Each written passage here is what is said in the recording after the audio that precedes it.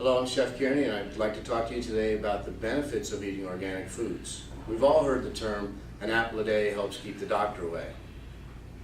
But which apple do you choose?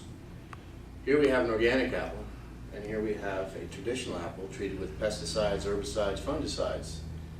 Which do you choose? Which one will be better for you? What are the effects of eating these foods on our bodies? These are some of the things that we need to think about when making choices. Many of you have heard the term organic, but what does that really mean? According to the government, to be 100% organic cannot be treated with any chemicals at all and must use traditional farming methods, such as crop rotation, cutting back weeds, tilling by hand. No use of chemicals whatsoever. The EPA got involved and they've told us that 90% of fungicides, 30% of herbicides are cancer causing. But yet, farmers still treat their foods with these chemicals. This can't be good for us, and it can't be good for the environment. In 1990, the organic foods got started, according to the government. After 11 years of revisions, we finally came up with regulations, and we've moved forward. So again, going back to this apple being organic, no chemicals whatsoever haven't touched this apple. Therefore, it's better for you. There's no cancer-causing agents on it. The nutritional value. Because of no chemicals, it's got to be better for you, right? Exactly, it is. It's that simple.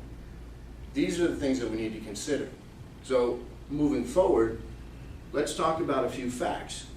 Organic meats that are not treated with chemicals are better for you, just like produce.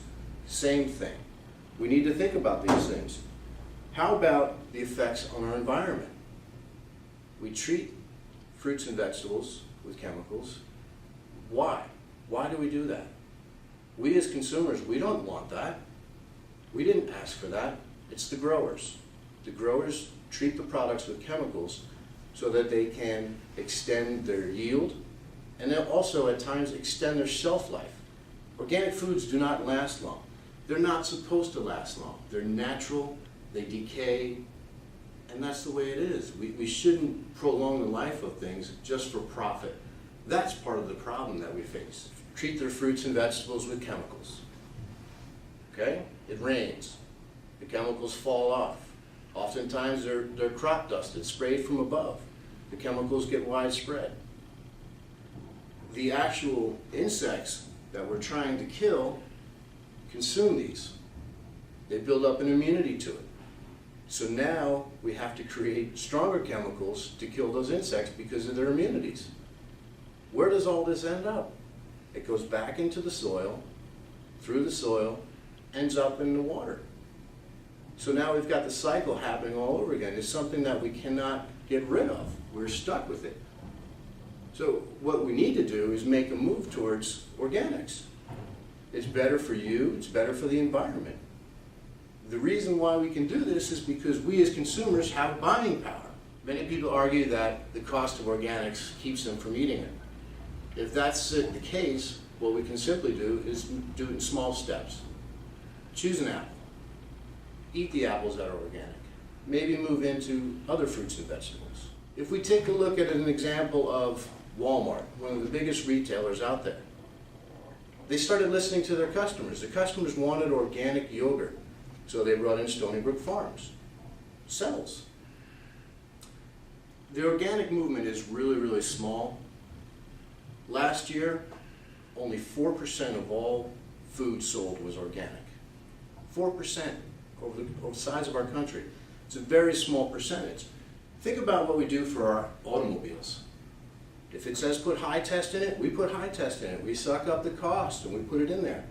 We bring it in for regular maintenance. We get the oils changed. We get the filters changed. At times we take better care of our automobiles than we do ourselves. And the reach for us is incredible. The things that we can do, we can take care of the soil. We can take care of the fruits and vegetables. We can take care of our children. I don't know about you, but my children, they eat a lot of apples. And apples, according to the Environmental Working Group, the average apple, even after it's washed, if you consume this apple, you're going to consume at least 30 chemicals. Now, I don't know about you, when I grab something in the store and I pick it up and it says apple, I can spell apple, I know what an apple is, I understand it. That's what I want to get. When there's 13-letter words associated with it, especially those that can cause cancer, you don't want to consume them. But you don't see that in the grocery store. Nobody tells you, this apple contains chemicals that could be harmful to your health. We don't know that. But by buying organic, we can trust that we will be safe from this. We are the drivers. We are the ones that can make the difference. We can protect our environment. We can protect ourselves. If we band together, think about the benefits of eating these things, how it will help local farmers. Local farmers, you know, the whole sustainable food movement. Restaurants are involved now. They're buying specifically from these farmers. They have grown over the past 15 years.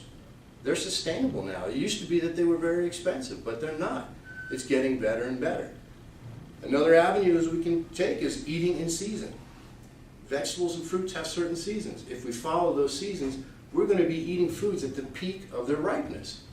You don't want to eat strawberries in February because they're not growing in February. They're coming from another country where the growing season is different. And these are the things that we can consider. So now, we've only talked about the environment, now we can talk about our economy. We're buying local, we're supporting our local economy. Simple little benefits like this can benefit us all. Many people eat fresh fruits and vegetables. I'd like to share with you a little bit of information from the Environmental Working Group, what they call their Dirty Dozen. It's a list of vegetables and fruits that commonly consumed that contain high levels of chemicals. So with that, take a look at this list, and then you can see what you can do. How much are you consuming? Think about the effects on you, the environment, and all of us. There's a word in French called terroir, and it's usually referred to when making wine. And terroir simply means everything that affects the grape. From the dog that runs through the field, the rain, the heat, the humidity, all of those things. And that's what we should start thinking about as terroir. What about the terroir of our food? What are we consuming? Do we really know?